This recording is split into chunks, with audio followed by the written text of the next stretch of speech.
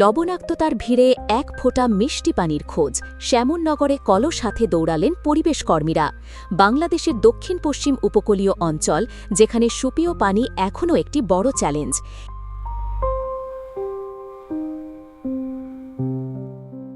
এই বাস্তবতা সামনে আনতেই রান ফর ওয়াটার 2.0 নামে ব্যতিক্রমধর্মী একটি ম্যারাথনের আয়োজন করা হয়েছে সাতক্ষীরার শ্যামননগরে।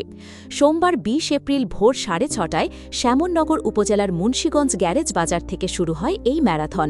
প্রায় ৪.৫ কিলোমিটার পথ অতিক্রম করে এটি শেষ হয় আবাদচণ্ডীপুর গাজীবাড়ি ঈদগাহ মাঠে। বিস্তারিত থাকছে সাতক্ষীরা থেকে আবু জাফরের রিপোর্টে।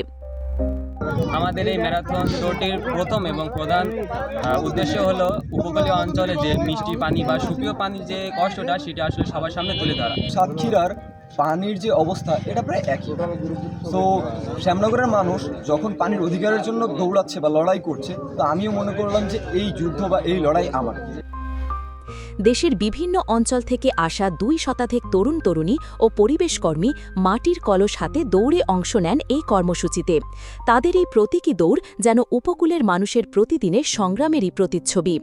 এই আয়োজনের মূল উদ্যোক্তা স্থানীয় স্বেচ্ছাসেবী সংগঠন স্বরূপ ইউথ টিম, সহযোগিতায় ছিল অ্যাকশন এইড বাংলাদেশ। এছাড়াও ৩০টিরও বেশি যুব সংগঠন ও উন্নয়ন সংস্থা এতে একাত্মতা প্রকাশ করে অংশ নেয়। পানি আমরা জানি এখন পানির চরম সংকট চলছে। দেখেন আমাদের পানির রাজ্যে পানির চরম সংকট, ছটফট করছে মানুষ, ছটফট করছে মানুষ সহ অন্যান্য সকল প্রাণী।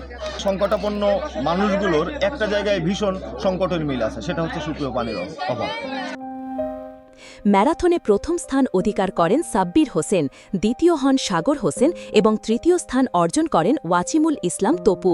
ম্যারাথন শেষে অনুষ্ঠিত হয় একটি সংক্ষিপ্ত আলোচনা সভা। ফলে অনেক নারীকে প্রতিদিন কয়েক কিলোমিটার পথ হেঁটে পানি সংগ্রহ করতে হয়। অনেকে আবার বাধ্য হয়ে কিনে পানি ব্যবহার করেন, যা তাদের জন্য বাড়তি অর্থনৈতিক চাপ তৈরি করছে।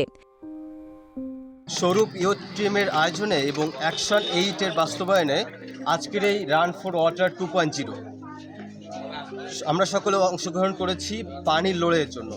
Water is not a privilege, it's a basic human rights, যার ফলে আমরা এই যে ম্যারাথনে অংশগ্রহণ করতে এসেছি। পানি শুধু একটি প্রয়োজন নয়, এটি একটি মৌলিক অধিকার। আপনার কি মনে হয় উপকূলীয় মানুষের এই সংকট দ্রুত সমাধান হওয়া উচিত? দেখছিলেন সাতক্ষীরা থেকে আবু জাফরের প্রতিবেদন।